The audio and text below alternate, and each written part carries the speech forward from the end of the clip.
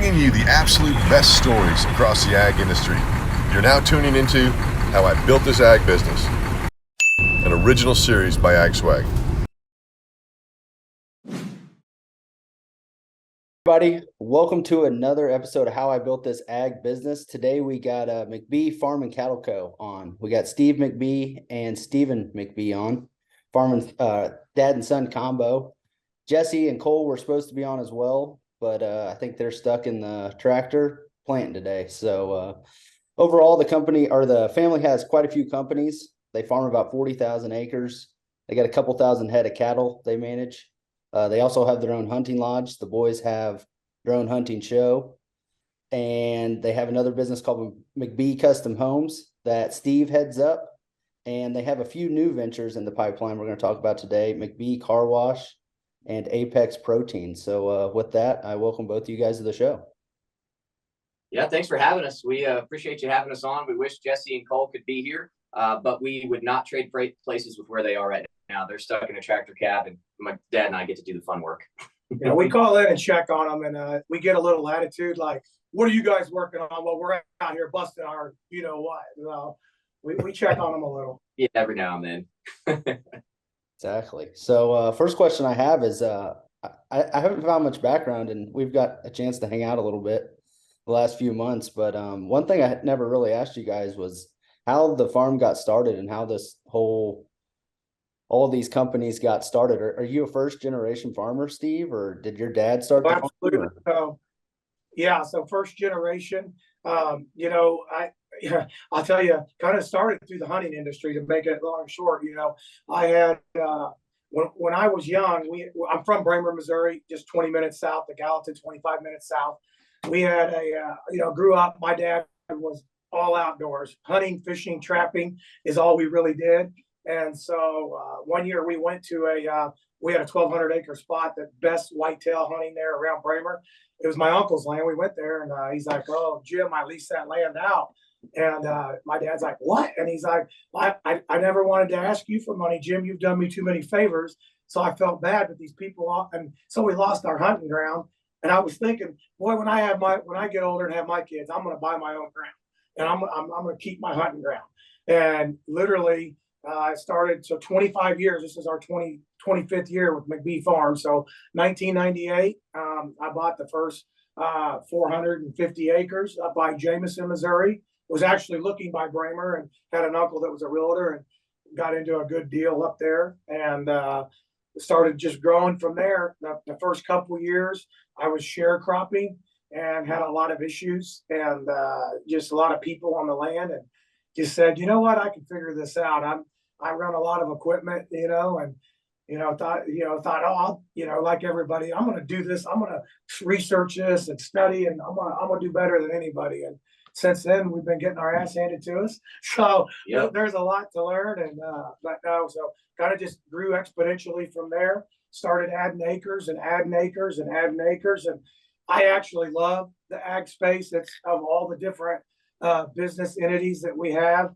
The ag space, to me, I enjoy it. I enjoy, the challenge of it, the science behind it, being able to, plant and have a quick season, a turn, and then you get it next year to try again.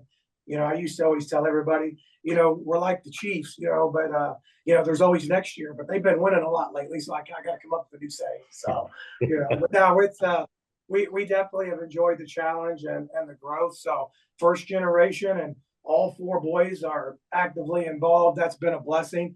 I know I hear all the time in the ag industry that the kids want nothing to do with what the grandfather or father set up, so they don't have any kind of succession plan. So very fortunate from that aspect. The boys want to be actively involved. They enjoy the farm, the outdoors, every part, every aspect of it.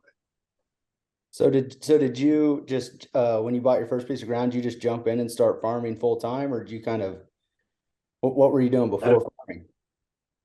Yeah, before farming, he had a underground infrastructure company, so doing teledata, fiber optic cabling. things like that, all in the Kansas City area. And 2005 would have been the first year of actual farming operations. Is that correct? Well, in '98 when we started, I was sharecropping. Yeah. In '03, we started planting some of it. Like '03 was when we bought our first planter.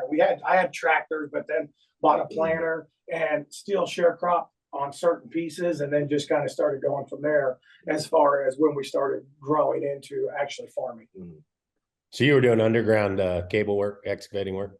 Yeah, so I guess a real quick story on that was so when I when I was 19, I got into doing some cabling, so voice data, fiber optic, building out the networks, and then started my own company really a year later, and just started. I met a guy and he was a retired Air Force guy that worked at Kansas Communications out in Overland Park. Started bidding work directly to them, and he really liked me, thought I had a ton of work ethic, hard worker, and started bidding work and started that company. So it's, that would have been 94, 95. So I was 21 turning 22 when I started my first business. And then that just kind of started growing exponentially and got going from there. Perfect. So so did you sell that company off or is that still a company now or? Yes, it is still a company now. So whenever him and my mom divorced, my mom took over Lantel, and then my dad obviously has the farming operation and all the other companies as well. So that was my mom took that over throughout the divorce and still runs that today, actually. Oh, good deal. So when did you guys really start taking the farming to scale? Like when were you like, all right, look, we see an opportunity in this, and let's when I got out of high school, I graduated high school in 2013, and at that time we were farming 5,000 acres, 6,000 acres, and then actively from there we started growing to I want to say about 2016 we were up to right around 20,000 acres. We grew pretty rapidly, like right when commodities fell off after 2012. Obviously we started able to capture quite a bit of market share. Farmers were selling off their operations, their land, their equipment, just because commodities were in the tank from 2012 to really 2020. And so we've seen that as an opportunity to grow our operation. We never do anything half-assed. And so we jumped in with both feet forward, and we started growing the operation year to year. We were almost doubling in size every single year, learning by drinking out of a fire hose. And in 2020 is when we got into that 40,000 acre mark and have stayed there ever since. And you went to school, college for football, right? Or no, you didn't end up going for football? Didn't end up going for football. Got injured, so I did not end up playing college football. Went down to UCM, got my undergrad in entrepreneurship, and then finished off my MBA with an emphasis on finance and accounting. But really, the entire time I was working at the farm full time. I'd travel down there for a class, and I'd commute right back to the farm and work nonstop. In my entrepreneurship classes, we were working on business plans. Creating these loan portfolios or loan structures that we would pitch to potential investors. And I remember we had a t-shirt business that I was creating a loan pitch or a loan ask for a bank or an investment firm for $2,000. And at the same time that I'm working on this school project asking for a $2,000 loan, we're working on consolidating a farm loan for $10.5 million for a bunch of farm ground, putting all these pieces together for a farm fixed loan.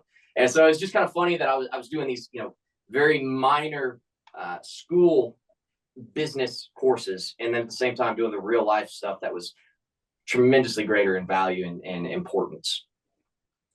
Yeah, that was my question. Like how involved were you? But sounds like you're pretty involved in that scale up. But... Yeah, very, very involved. Whenever I got out of high school after my injury and decided not to play football, it was really at that time that I immersed myself fully into the farming operation. Knew I wanted to get into the farming and ranching world. I'd grown up working, all of my brothers and I had grown up working in the farming operation. We'd come up every single weekend, and during planting and harvest, we were up here basically any minute we weren't playing football or weren't in school. So the minute I knew that college football wasn't going to be a thing for me, I dove my time and attention into the farming and ranching operation. So were you guys running cattle at that time? Or did you venture into that? Yes, we were running cattle on a small scale. Small scale. Had like 100 head, kind of cleaning up the grasses, the areas that we couldn't farm on some of the land. It was more, just kind of more of a hobby cattle farmer than what we are today. Yeah. What are you guys running now? What type of cattle you got up there? Angus. Well, we run a lot of black Angus, black, white face, red face. I bought a registered, I got into the registered charolais game for a little bit, but I'm just not, if you're not going to go and, spend all your time showing cows and really trying to build a brand, we were just too busy. And then obviously, if they have a pink nose at all, any of the sale barns or feedlots that you get a dock. And I mean, Angus has just done a great job marketing for that space. And so, it just doesn't pay in this part of the country really, so black cows are what bring the premium. And That's funny. We had so my grandpa had a farm in Polo, Missouri. You know where that is? It's kind of sure. you guys in Kansas. Yeah. So he tried to get into charolais at one time too. This is probably back in the late 70s, early age shit. Same type of deal you're talking about. And then we went all back to black. But yeah, it was fun. We had some really crazy charolais bulls that were just nuts. Couldn't keep them in. I mean, they were crazy as hell. And I think one of them took like second down to American Royal. But it's funny, just like you're saying. Yeah, it's this part of the country. Yeah. They're beautiful. Yeah, they're gorgeous animals, but they just don't bring anything around these parts. You're getting a $20 to $30 dock per head. They're cutting them out of every Really? calling them out of. So it's just not worth it. I mean, when you look at it from a financial aspect, I mean, of course, everybody's going to tell you, and I agree with it. That's why I like the charolais. Obviously, they're a European breed. They're a large bone, cow. And, when we were doing purebreds, I bought some really expensive bulls, and I mean, they're a little harder until you start crossing them up to get the F1 heterosis with like an Angus. So we had a lot of calves. I mean, if they weren't born, if it was bad weather, you better be there because they're so big. I mean, you look at their legs when they're born and it's crazy, but I liked them. I mean, I really enjoyed it. And I love the caramel calves myself. I wanted to have my whole charolais herd and then get red Angus bulls. And when you breed those to those white cows, you get that beautiful caramel calf. And I was like, imagine just seeing all the caramel cows, across there, that was my original idea. But, again, you take a dock on it. So that would have been pretty. Pivot. You guys are like me, though. You like to invest in everything. You guys ever do the bucking bulls? I've donated. No, really? We've never gotten into. Yeah, that looks really, really interesting. Yeah, I donated a few times on that. I had a few buddies that they thought they thought for sure they had one, and we bought and raised nothing had, and just shit lost all my money. So been there, done that. That's why you start learning where you get into those little specialty things, or someone they get you all excited. I'm an opportunist. I get excited. He's an emotional buyer. If you keep emotions right, he's ready to jump at any opportunity. And I am myself too. That's burned us quite a few times. Yeah, and that's the same here. Jordan will always come to me with a new idea, and I said, "Nah, we've done that before. We're not doing that again." And Jordan's always like, "Damn, Dad, every time I come to you with an idea, you just shoot me down." And I'm like, "Well, we've tried that shit in the past, and it is." Well, at least you shoot him down. Him and I together in a room, we hype each other up, and so we're willing to jump at anything and stuff. Yeah. That's funny. I hear you. So we get done talking about how well we're going to do, like how good, we're going to be smarter than everybody else. We're going to reposition this asset. We're going to do this. We're going to do that. All we think about is all the wins, and get suckered in on some of those deals. And, hey, but as you guys know, that's what allows you to just keep moving and going fast and getting to where you've gotten. I mean, so many times a lot of my friends overanalyze and they worry about what could go wrong and what could go wrong and what could go wrong. And then they just really, nothing really comes to fruition or nothing ends up happening. And I just told our family the other day, we were in a meeting, we were looking to buy another building and something else. And I'm all pumped up and hyped up. And I'm like, okay, quit worrying about what could go wrong. Let's talk about what the hell could go right. Let's focus on that for a minute. And, and they're like, that's how you always are. And then when shit hits the fan, we got to deal with it all. And I said, well, okay. I hear what you're saying. We just had this conversation last night. We were like, there are so many people out there that are so much smarter than us, so much more organized, and have so much more talent than we do. Yeah. But we've been able to be more successful or have more success thus far just because we don't overthink things. I mean, we don't get caught by analysis or paralysis by analysis and just go for it. Yeah, I agree with you guys. Yeah, wholeheartedly. I tell our kids many times, I feel like throughout my life, a lot of times you spend a lot of time thinking, planning, and and then once you jump off the cliff, shit, it's all out the window, and your plans and everything just nothing went as you thought, and so you're just improvising anyway. So what the hell? I mean, jump in and learn. I agree. Yeah. Jump in and learn. No, Dinner last night, told him if I was going to write a business book, not that I would, because he's more of the business book. I said it'd be balls over brains. Because I mean, there's a lot of people out there that are very bright and articulate and have a lot of talent, like what we were talking about last night. But they won't pull the trigger. Now, and then if you have a strong work ethic, it all changes anyway. As soon as that whole plan, like you said, once you jump off, it goes to hell in a hay wagon real quick. So you start improvising, making pivots, start doing what you got to do. Then you're in survival mode. That oh shit moment. This wasn't what was supposed to be. What are we going to do now? And you just start improvising. No, you're right. I was in I always tell the kids, I was in a board meeting one time with probably the sharpest CEO I've ever known. And this engineer came in, and I mean, shit, he was talking above everybody's pet. We didn't know what the hell he was saying. And I remember the CEO at the end of the table, he's like, look, you better figure out how to dumb this shit down to a 3rd grade level. Cause he's like, I didn't get in this position I'm in because of my brains. I got here because of my balls, and I got to be able to make some decisions quickly.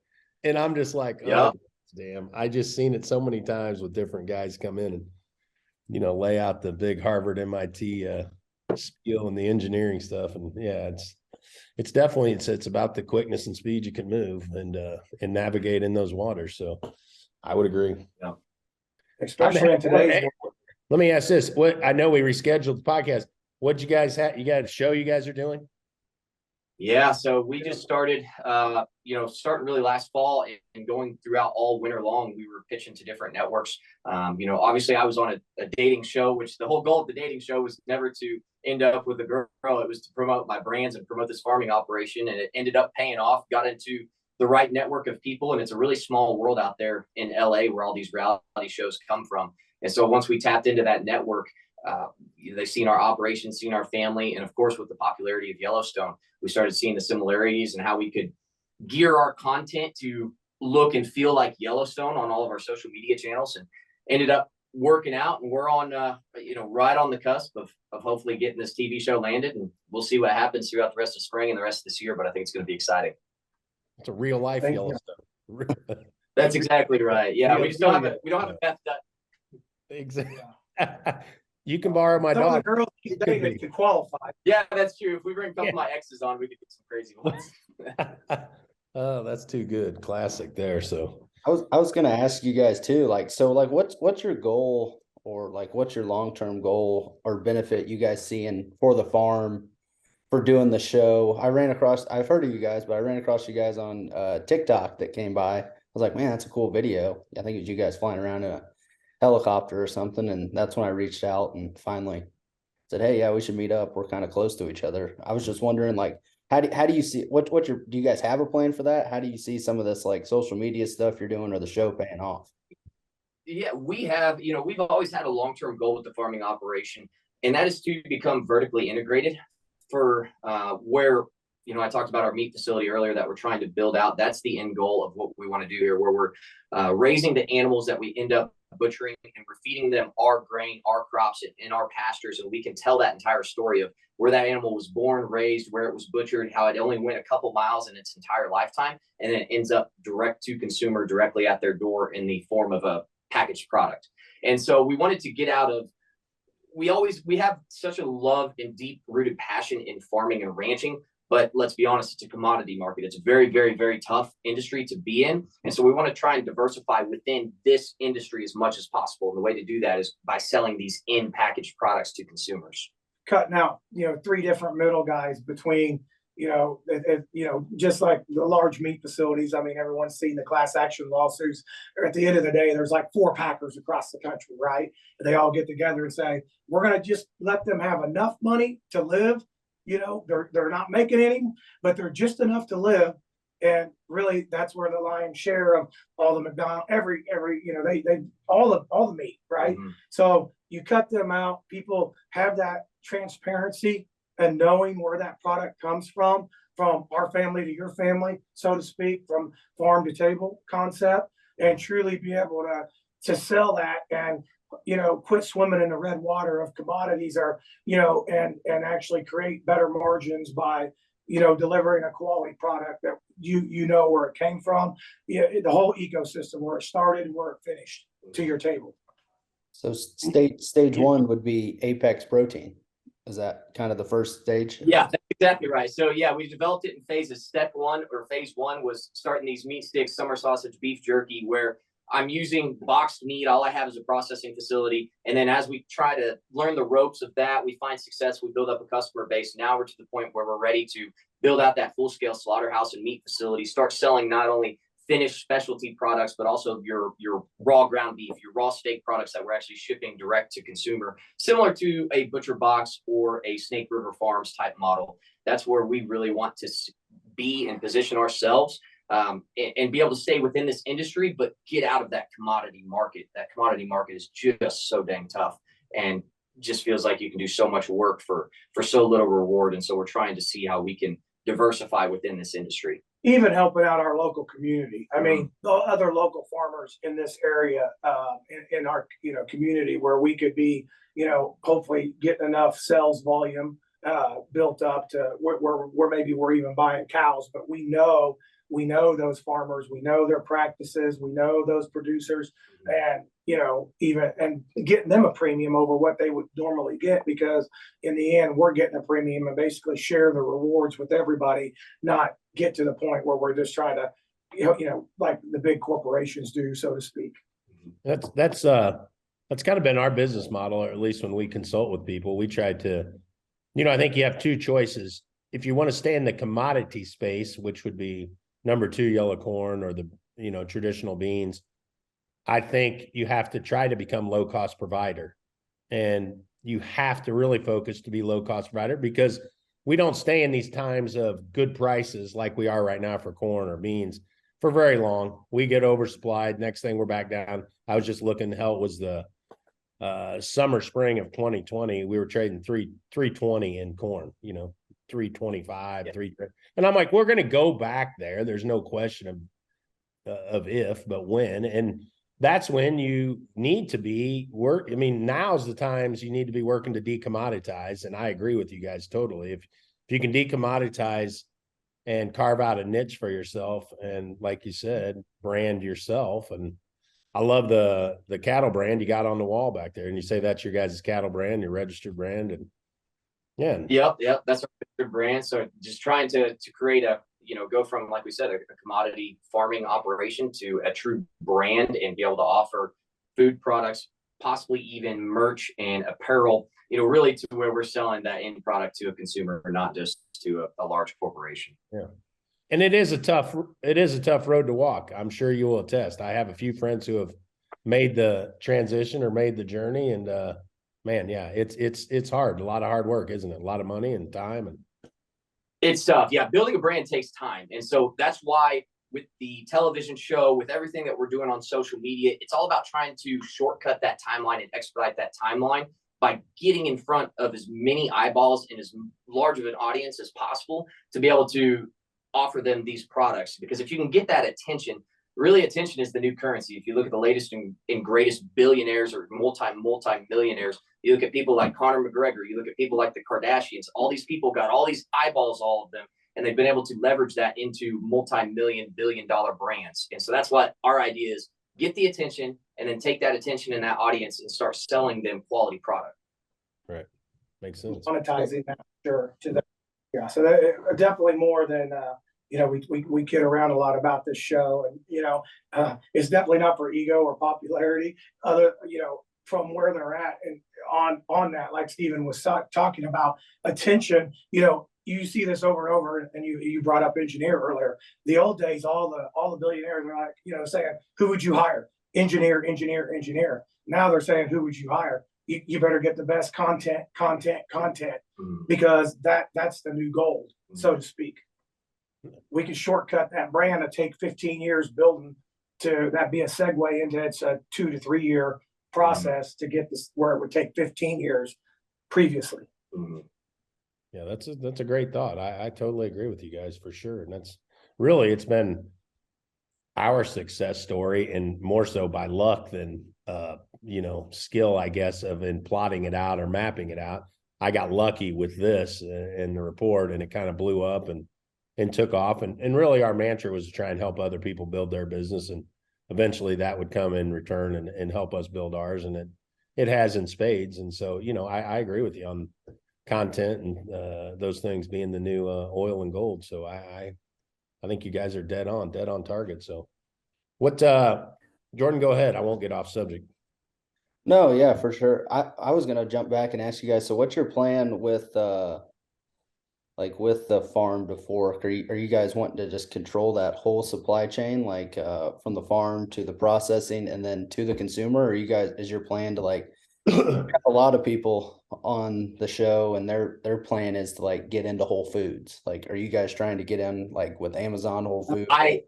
I avoid retail like the plague, because I've learned this from the Apex protein snack side. So if I go to a retailer, I'm automatically taking 40 to 60% off my top line margin for what the MSRP is on that product. And not only that, then if that product gets close to expiring, there's a buyback clause where 30 days before it expires, I have to buy that inventory back. And then what do I do with it? I have to basically sell it at a loss in order to get rid of it, or just destroy the product. And so retail is the big enemy for me. I am doing every single thing we can to stay out of retail. And that's why I'd rather have a smaller facility that only moves 50 to 100 animals through the slaughter and kill floor than a 5,000 a week facility or some large volume facility, because then you're getting into all the risk of larger inventory quantities, larger infrastructure, and you're really just moving product for pennies at that point. I'd rather move, I say this all the time about my meat sticks, I'd rather move 1 million meat sticks and make $1.50 a meat stick than move 20 million meat sticks and make 30 pennies.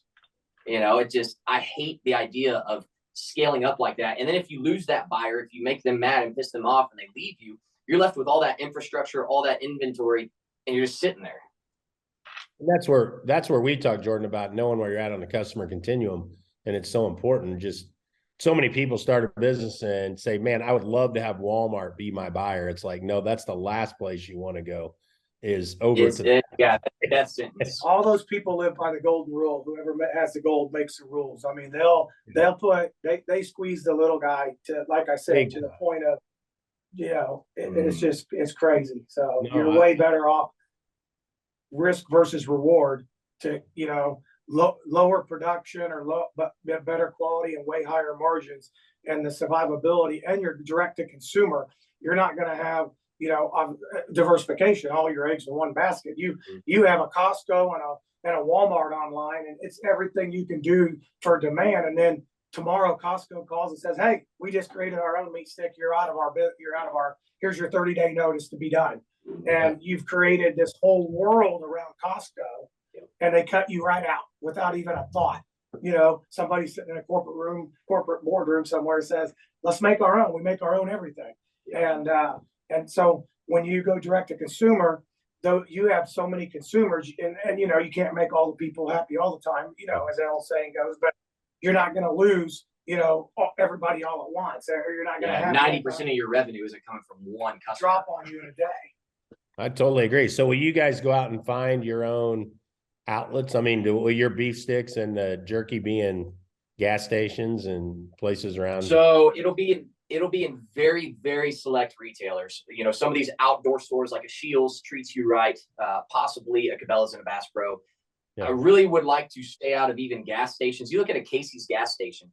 Notice over the past 3 years, now they're up to where about 40 to 50% of their products are actual Casey's products. And I bet you within the next 3 to 5 years, that's going to turn into 90 to 100% of what's coming out of a Casey's gas station is Casey's branded products. Even they have their own beef jerky, meat sticks. I've seen their own candies now. All of these similar Skittle-like products. It's actually coming out of a Casey's package. And that's where all of these gas stations, these retailers are moving to. And so why even try to sell them and build up that infrastructure with them whenever we can use social media to get those eyeballs and have those eyeballs be the customers of our products? Yeah. Again, coming back to our own brand, being active in our own rescue. At the end of the day, when we own our own brand, we make those decisions. People don't make those decisions for us. Our hands aren't handcuffed behind our back, and we're living and dying on what their decisions are. It's our decisions. Makes sense. I remember we looked at one time, we were out and about, and I got tired, traveling or speaking, and I'm like, I'm tired of paying these high prices for beef jerky on the road. And I said, there's got to be a better way to do this shit. So we went on a big deep dive. We were going to do a beef jerky business and everything, but I came to realize, I mean, there's a lot of shrinkage and loss, and I mean, it's expensive. That's what I'm saying. It's expensive to make. It isn't just that it's juiced up, because that's what people don't understand. They think that the meat snack world is just making a killing on margins. But if you look at beef jerky, especially, if you take a pound of meat, you're already looking at losing 2/3 of that weight by the time it's dried down. Wow. Yeah, it's nuts. So yeah, I agree. Interesting business though, for sure. So do you guys do custom steaks, or are you in competition with like an Omaha? I mean, you getting into that, or is that a goal? Or getting into that, whenever we open up that new facility, that is going to be our business model, is direct to consumer, shipping custom steaks, ground beef, other raw products, along with these specialty products, our hams, our summer sausage, the beef sticks or meat sticks, and then the jerky as well. Perfect. So what's your guys' plan with like shipping the cold products? Because I know that's been like the biggest hurdle for most. That's folks. The next hurdle. That's whenever we talk about, we kind of jump in both feet first without figuring out everything, all the minor details. That's not really a minor detail, but that is something I'm just starting to wrap my head around now that I see phase 1 of Apex Protein Snacks. The actual shelf stable products are doing very, very well. We have that customer base built up. Now it's okay. How do we move into the raw product? How do we get into shipping it at a cost that makes sense for consumers? We're not going to run them off immediately. How do we go about that whole logistical challenge? That's the next problem we're going to be facing. So you guys have any other ag businesses that? You guys just got a bison herd, didn't you? We did, yeah. So we were making a trip out in June to Montana to pick up, actually about double our herd in size. So we're trying to grow the bison herd up to 150 animals or so, and then we'll be able to use a few of those animals throughout the year. Probably 30 to 40 animals we'll butcher and then sell through our direct-to-consumer brand as well. Is that a good mark? I saw a buffalo. There was a buffalo farm for sale down in my neck of the woods. Down out in Cleveland, or Peculiar, Missouri. Stillwell, right? Yeah. Well, right. Yeah. Yeah, buffalo meat is very, very lean, and it's growing in popularity. Now, the key to a direct-to-consumer brand is consumer education. It's why am I paying this premium as opposed to a Walmart or a Costco? Why would I pay this premium for you? And so you have to be able to tell that story, and that's what I keep talking about whenever we're like, we can show you where this cow or buffalo was born, raised, how he was butchered less than 2 miles from the farms he lived on his entire life.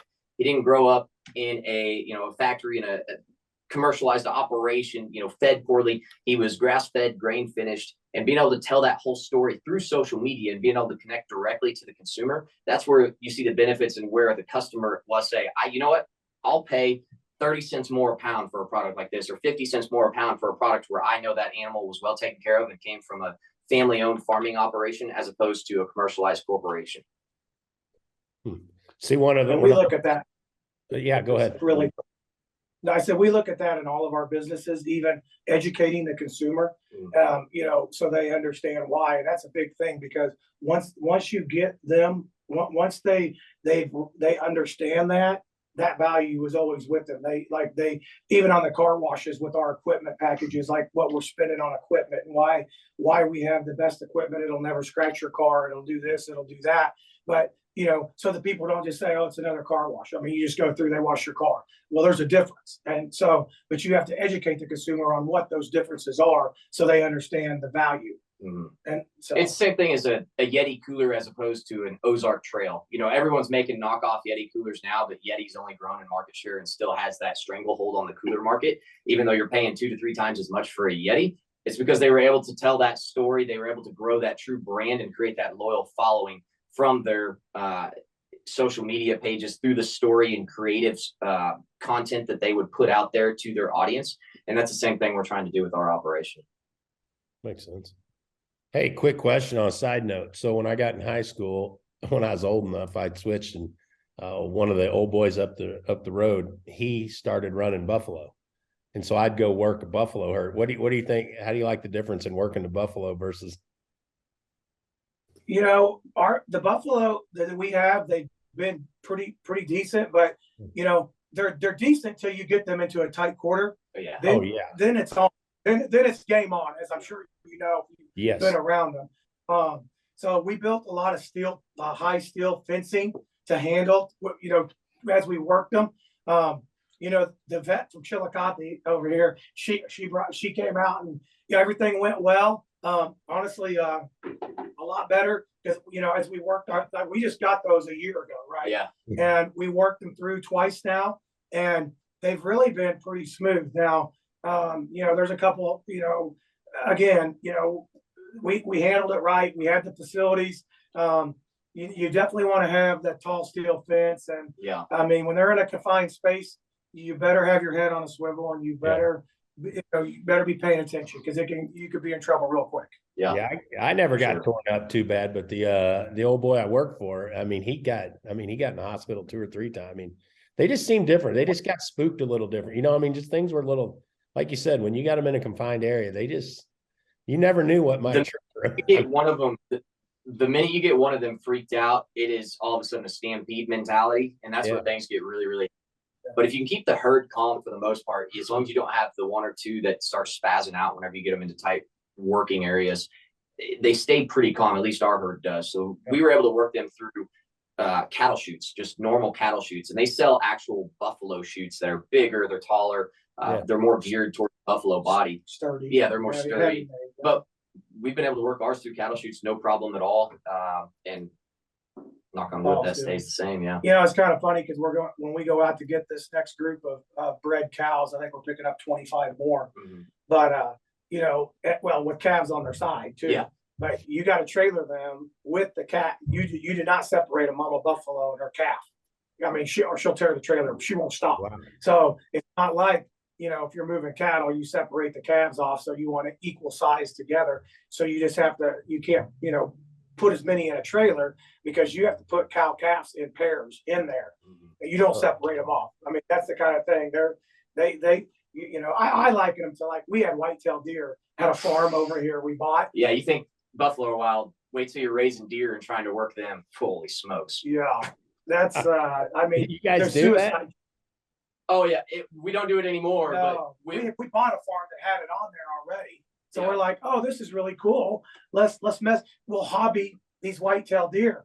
And you get in a pen with a whitetail deer, and it's a suicide job. I'm talking 100 miles an hour straight at you with a fence over and over and over. It's insane. It's insanity. Yeah. Really? Buffalo do that. I don't think our steel fence will. No. Yeah. The way the deer, they'll literally kamikaze themselves into fences. Yes. Or you. Yeah. Oh, wow. Shit. I had no idea. Yeah. It was quite the deal.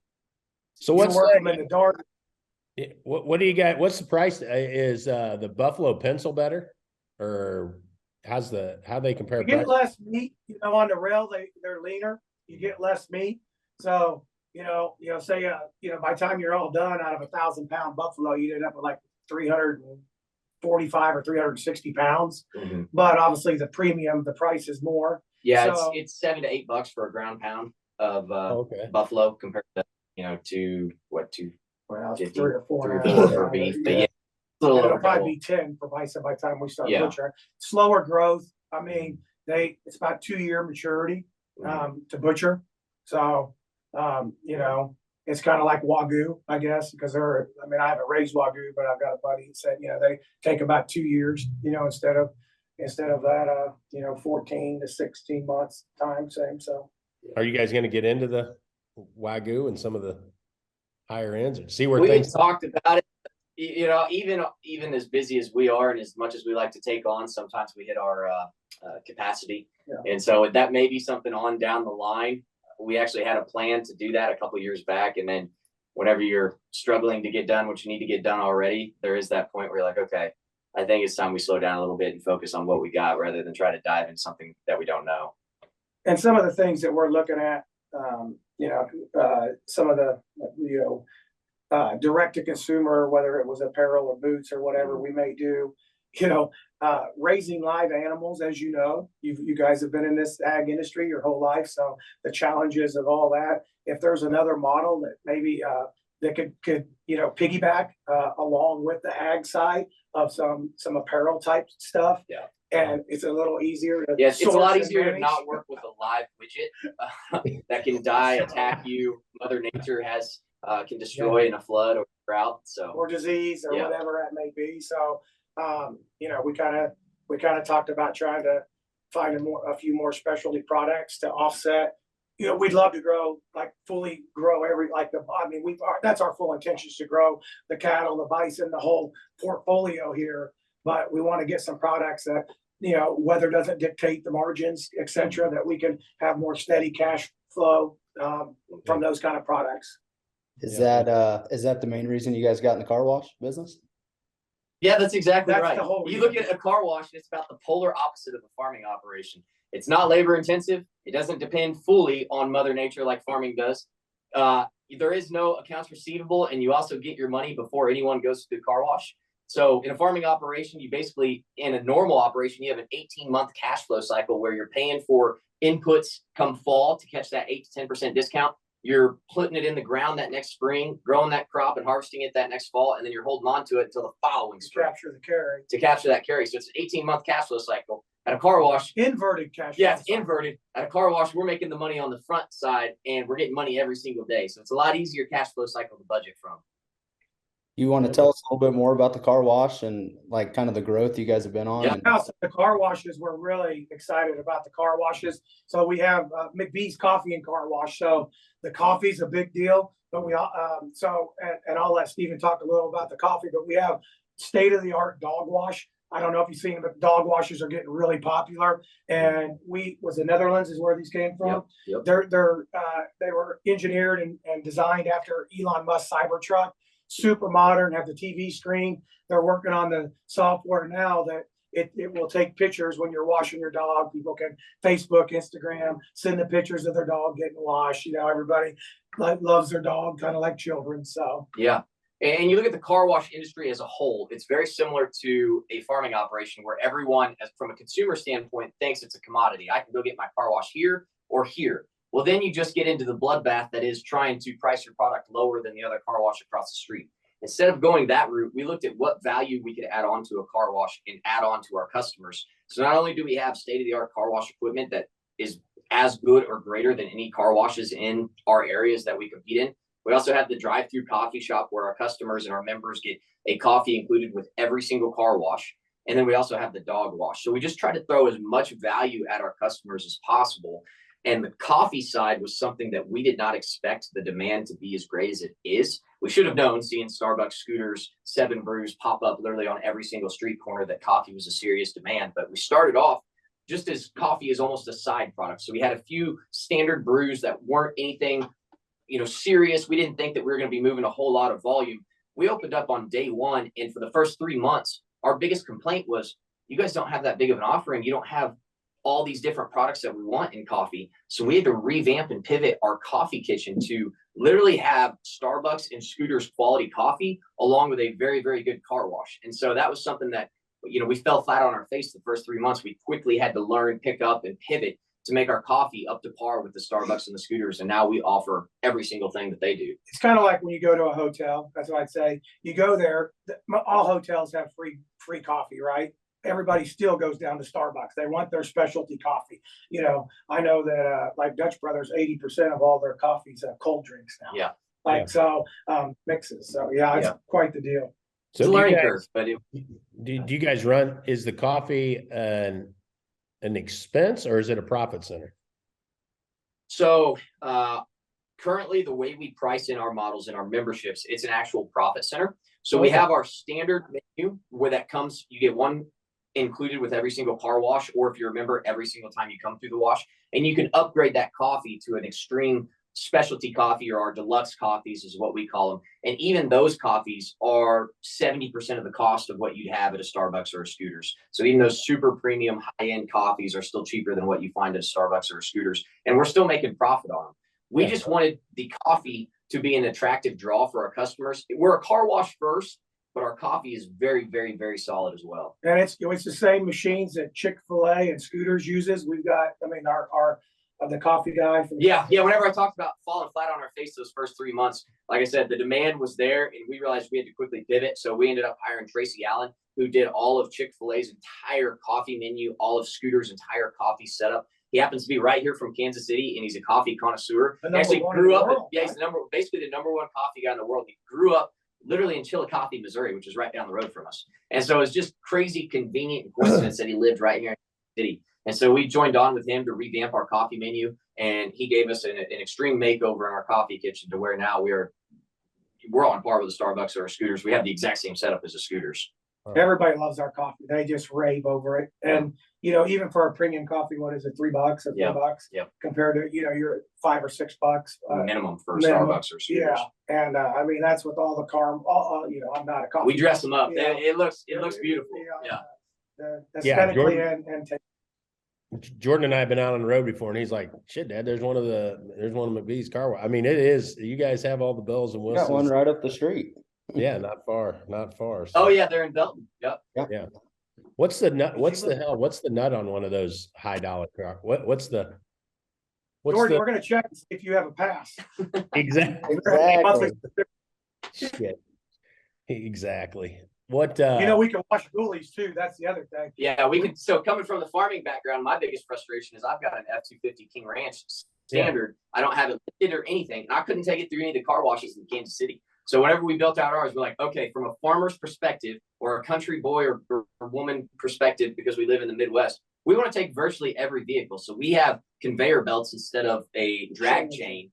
And so what we're able to do is take anywhere from a low profile Corvette all the way up to a dually truck and about everything in between, because we have those two 32-inch wide conveyor belts that literally is an escalator for cars. Escalator right through the wash, right through the tunnel. I'll go buy a membership this weekend because I never go in those damn automatic car washes because my truck, they don't let me in. Yep. And then yeah, we'll be able to take you right through. I happen to know a guy that has a few, so just shoot me a message after this. We'll get you hooked up. Yeah, my Wrangler has a damn grill guard on it, so they won't let me in either. So yeah, we can take them all. I'm an animal guy. What's I had a couple buddies that were pretty big into car washes. What's the biggest expense on the car? I remember they got into some crazy shit with like the sewers and rehab. Yeah, the water things with the city. Water taps are going up big time. Water taps in Colorado right now are over $1 million just to tap into the city water. Damn, thankfully, we're not that expensive in the Midwest, but it's still approaching $100,000 just for the water tap. And obviously, construction build outs the last 3 years, they've just gone through the roof. They've more than doubled on every single build out, which is wow. It used to be, you know, even with the lot included, you know, around say $4 million, depending on the lot cost. I mean, they're every bit of $7.5 million now per location. Yeah.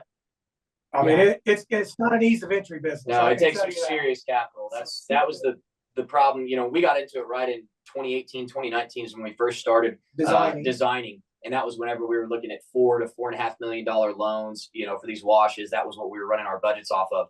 We get halfway through construction, all of a sudden construction costs just doubled. And now it's $7 million to build out. Like, you know, and thankfully they do make enough money to cover the debt service, but still that's doubling in the loan was not an expected deal. Almost tripling rates, doubling because almost, you know, construction cost increase. Almost tripling the rate. So yeah, it's again, it's a pivot, a challenge, and a grind. I tell everybody, everybody wants to go, you get rich quick scheme. That doesn't exist. I mean, you know, it's like winning the lottery. Get out there, grind it out, bust your ass. I mean, that's what everybody wants to. They always say, well, we want to do what you do. What we want to do. Okay.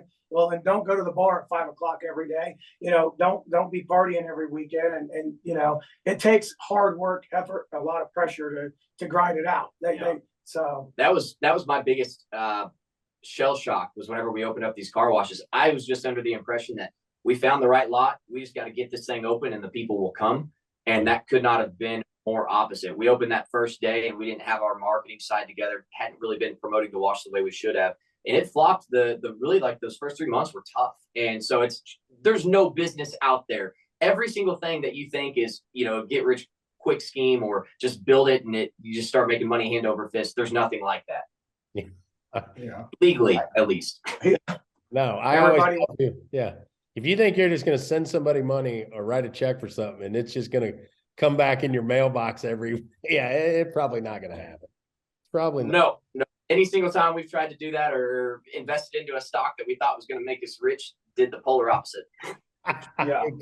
That is so true, isn't it? You are right there. Do not ask us for stock. Don't ask us for stock advice. We've decided that we are not stock market We're gonna stay with tangible assets. Yeah. We want to feel, see, touch them. Yeah. We've taken, everybody was making a big windfall there and everyone thought they were a genius on the stock market, picking the right stocks. And then it flips very quickly and then it is in the opposite direction. Yep. You're right. You're absolutely right. Yeah. I like what you guys got going. It looks like you're building it the right way and all hands on deck and looks like the kids and everybody are invested and doing their part. So. Well, we enjoy it. We enjoy working together as a family and, it really, I think everyone's got the right buy-in and the right mindset to what we're trying to do. We're here for the long haul. We're not in this to get in and get out in a few years and, go live our life on the beach. We're going to work every single day. We enjoy working as a family. So that's what we're here to do for really the rest of our lives. Yeah. I wouldn't retire. I don't ever want to retire. If I retired, I'd go to an island, stay there 2 weeks and call my banker and be like, hey, I think I could build a resort down here and make this thing work. Exactly. That's what my wife says. I keep telling her, I said, I need to retire. And she's like, no, you'll drive me nuts if you retire. We'll be into more shit then than we are now. So probably true. You still hunt? You guys still hunt any or? I do. My dad doesn't anymore. I usually get out 2 or 3 days a year. We used to be ate up with it and be out there as much as we could. But now with so many things, so many irons in the fire, we don't get as much time as we'd like. Yeah, it just takes time, doesn't it? Everything takes time, it seems like. Sitting in a tree stand for me, I haven't really done it for the last probably 5 or 6 years. Yeah. Because I lose 3 or 4 hours. I'm like, oh, I can't have that time back. It's just tough. Exactly. Jordan, what else you got? I was going to ask him a little bit on just I think we touched on it there a little bit, but the family dynamic, how is it working with the family? How do you guys kind of delegate roles? All that. Yeah, thankfully we have pretty much complementary skill sets. My dad and I have very similar skill sets, very similar personalities, but the rest of the boys, you have Jesse, who's my younger brother. He's 26. Yeah. He's a construction management major. So he oversees the actual construction of the car washes. He's our on-site superintendent. Cole is born and bred to be a Gallatin resident for life. He loves it up here. He loves the farm. He'll never leave the farm. And so he's more in the field manager. And then my youngest brother, Braden, loves the car washes, isn't too much or too big on the farming side of things. So he's a site manager right now and is working his way up to really be the regional manager as we open up more and more locations. So we have a good complementary skill set. We still fight and get into arguments every single day. But the good thing about us is we could be cussing each other out on the brink of throwing fists. And then an hour later, we'll be sitting around a dinner table laughing like nothing happened. That's the best part. I hear you. That's exactly. Yeah. So what's next for you guys? What's the next big venture? Is there a next big venture or are you guys just trying to build out what you got or? Yeah, we're working on. We've got some big projects in the works. Obviously, the meat facility, the show, which we tapped on a little earlier. That's the rest of this year is going to be very, very exciting. The potential, knock on wood, has huge potential for us. Opportunity of a lifetime. Yeah, it's the opportunity of a lifetime. And so we'll see how it ends up working out, how Q4 of 2023 comes together. Probably even third quarter, we'll be able to talk about, openly talk about everything and what we have in the pipeline and what's going on.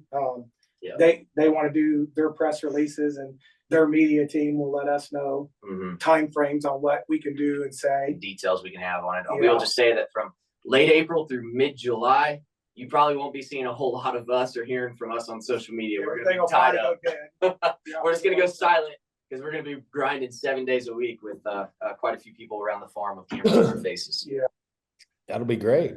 We're looking forward to it. It'll be fun. It'll be interesting. Definitely an experience that, you know, I thought at 51 I would not be.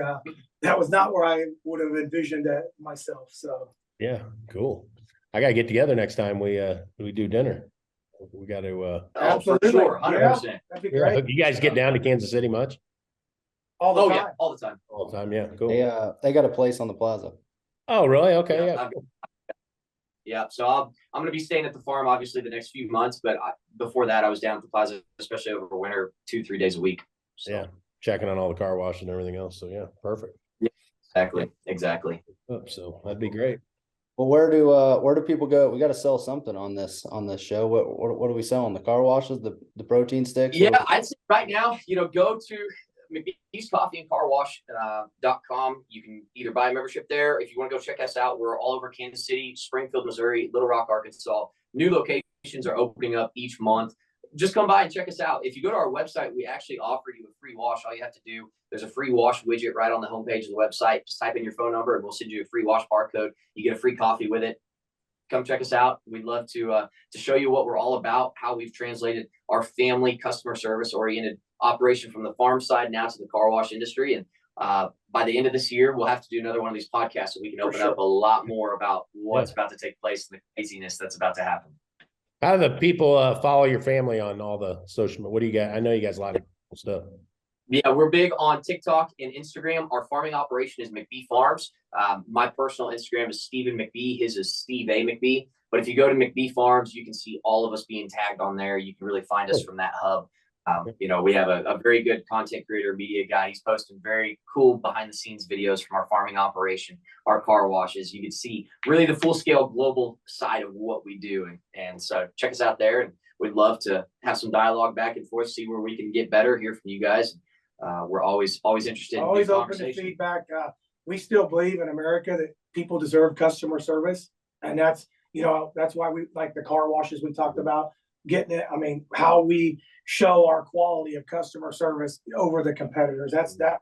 We teach it, we train it. I mean, that is our company culture through and through. So come experience it and give us your feedback. You know, we encourage good or bad. Yeah, but either way, let us know how we can improve, good or bad. One thing you could maybe steal that I'll give you. I was at a meeting one time and oh shit, what's the guy that owns Golden Nugget, Jordan? Tillman. Yeah. Bertita was there, and he owns all those damn restaurant chains too, right?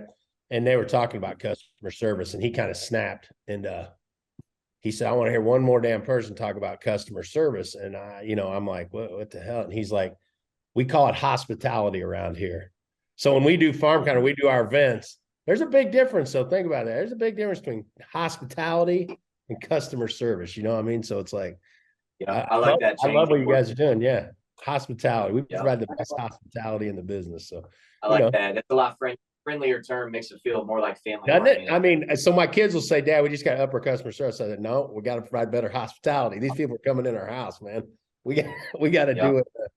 Do it the best." Yeah, everything we do up here, everyone says you guys have the best hospitality. Yeah, I mean, that's the way my dad was raised. I mean, you know, if we were eating fish sticks and mac and cheese for dinner because we were dirt poor, you knocked on our door, you sat down and ate dinner with us. I mean, that's how my dad. That's how we feel about it too. So yeah, I agree with you guys. So I love it. Yeah, on the same yeah, heck yeah, cool. So let's grab some dinner sometime, all of us. Yeah, thank you sure. very much. I'm definitely. Yeah, that'd be good. I'll treat. We'll be there. Yeah, appreciate you guys taking the time to have us on here. Yeah, thank you guys. I'm highly interested. I'll keep in touch. So yeah, appreciate the time. And good guys. Thank you. Have a good one. Yeah, good luck with planning. So thank you. Likewise. Yeah. all right, see you.